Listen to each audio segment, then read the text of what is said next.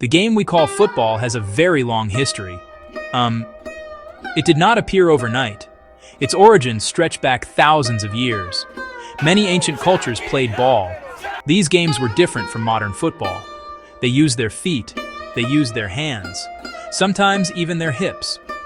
These were the first steps on a long journey. Kicking a ball is an ancient, shared pastime. It connects us to people long gone. One of the oldest known games, Cuju, visual emphasis. Ancient Chinese painting of Cuju, played in China over 2,000 years ago. Cuju literally means kick ball. Players kicked a leather ball into a small net. The ball was stuffed with feathers and hair. Cuju was used for military training. It helped keep soldiers fit and disciplined. After the fall of the Roman Empire, ball games continued in Europe. During the Middle Ages, a new form of football emerged. It was known as folk football. It was known as mob football. These games were very different from the organized sports of today. They were wild and chaotic events. Entire villages would play against each other. The goal was to move an inflated pig's bladder to a specific point. It could be the rival village's church or the town square. The playing fields were not marked pitches, fields, streams, and streets between the two villages. The rules for medieval folk football were very simple. In fact, there were often very few rules at all. Almost anything was allowed to move the ball forward. Players could kick, carry, throw the ball. Large crowds would push and shove. The games could involve hundreds of players at once. They were often violent and dangerous. Injuries were common and sometimes people even died. These games were more like a battle than a sport. They were a way for communities to express their rivalries. These games were often linked to religious festivals.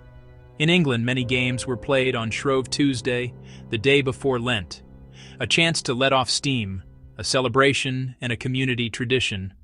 Authorities tried to ban folk football. King Edward II banned the game in London in 1314, worried about noise and disruption. Yet people kept playing, often in secret. The next major step in football's evolution happened in England. It took place in the elite public schools of the 19th century. Eton, Harrow, Rugby. These games were for the sons of the upper class. The rules varied greatly and were shaped by each school's environment. Charterhouse, played in cloisters. Dribbling was more suitable. Boys couldn't run with the ball in their hands in such confined space. Rugby school, players could pick up the ball and run. That was a key difference. It made the game more physical and hand-oriented. That style would become rugby. Eton, wall game. Eton, field game. Unique, complex rules. Games between different schools were almost impossible. Each team wanted its familiar rules. A common set of rules became necessary, especially at university. Students from several schools met to agree on rules so they could play matches against each other. Led by H. de Winton and J.C. Thring, they drafted the Cambridge Rules, first major attempt to standardize football. A major breakthrough. They favored skill with the feet, limited use of hands, outlawed carrying, and introduced goal kicks, throw-ins, and goals. Rules were written and shared, not accepted everywhere immediately, but they laid the foundation for the modern game. A blueprint for dribbling and kicking, not brute force. The Cambridge Rules were a great start, but they were not the final word. The need for a single governing body was growing. On October 26, 1863, a historic meeting was held at the Freemasons' Tavern in London. Representatives from several clubs and schools attended. Their goal, form an association and one definitive set of laws. This marked the birth of the Football Association. A key figure was Ebenezer Cobb Morley, a solicitor, sportsman, and captain of Barnes. He wrote to Bell's Life proposing a governing body, organized the first meeting, and became the FA's first secretary, the father of the FA.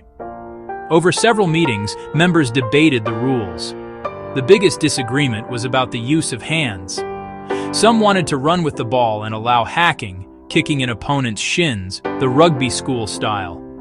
Another group, led by Morley, opposed this, favoring dribbling and kicking. more skillful, less violent. In the end, the dribbling side won.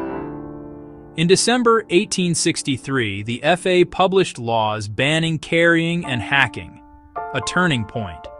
It created a clear distinction between association football and rugby. Handling-minded clubs walked away, later forming the Rugby Football Union. The FA's laws defined the game we now know as association football or soccer. With a single set of rules, association football flourished. More clubs formed across England, beyond the public schools. The game spread to the working class.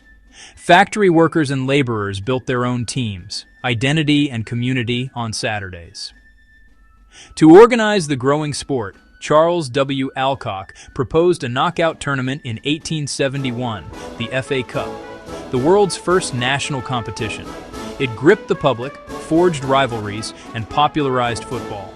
In 1883, Blackburn Olympic factory workers won the FA Cup, a landmark shift showing football was for everyone. Football's popularity soon left England. British sailors, traders, and workers took the game with them.